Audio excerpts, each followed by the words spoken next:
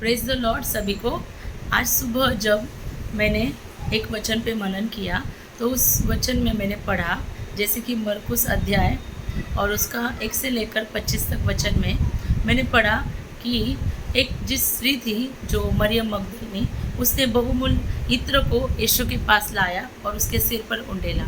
बहुत सारे लोगों ने बोला उसे कि ये जो इत्र है बहुत महंगा है, शायद तुम उसे बेचोगे तो साल भर तुम जो पैसा कमाते हो उससे भी ज़्यादा पैसे तुम्हें मिलेंगे और उससे तुम्हारा गुजारा हो सकता है। लेकिन मरियम ने उसके ऊपर ध्यान नहीं दिया और उसने यीशु को जानकर उसके सिर पर वो तेल को उंडेला।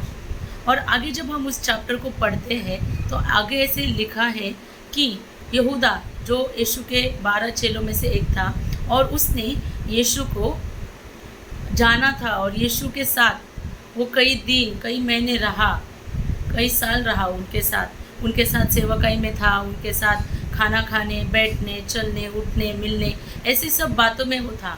लेकिन एक दिन ऐसा आया जो उसको उस बात को लेकर उसके जीवन में एक घटना घटी और उसने क्या किया, 30 चांदी के सिक्कों में यीशु को पकड़वाया। और आपको पता है प्रियो, आपको पता है कि उसने उस समय उस चांदी के सिक्कों का मोल अपने जीवन में ज़्यादा समझा और उसने यीशु को बहुमूल्य नहीं जाना।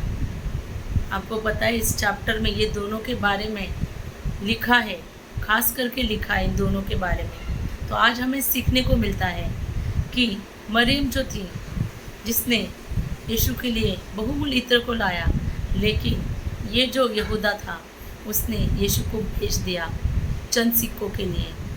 सच में क्या आप भी ऐसा कर रहे हैं? आप यीशु के मूल्य को नहीं जान रहे। यीशु स्वर्ग को छोड़कर मेरे और आपके लिए आया, उसने अपनी जान दी, उसने अपने आप को दिया।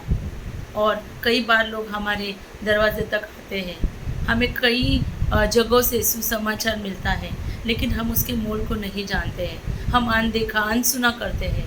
लेकिन उस मरियम की तरह हमें सुनना है, उसके पास आना है, उसके करीब आना है।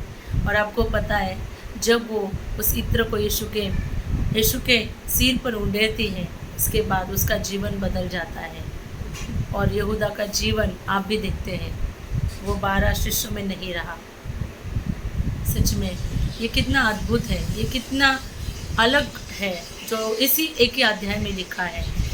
तो मैं आपको कहना चाहती हूँ कि आप यीशु का मूल्य जानें, यीशु के पास आए, अपने हृदय को खोलें और उससे प्रेम करें।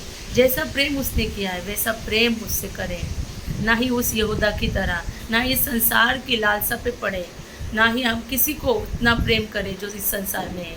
हम सिर्फ यीशु से प्रेम करें, यीशु को अपना जीवन का पूरा अधिकार दें और अपने जीवन को बेहतरीन बनाएं। हालेलुया।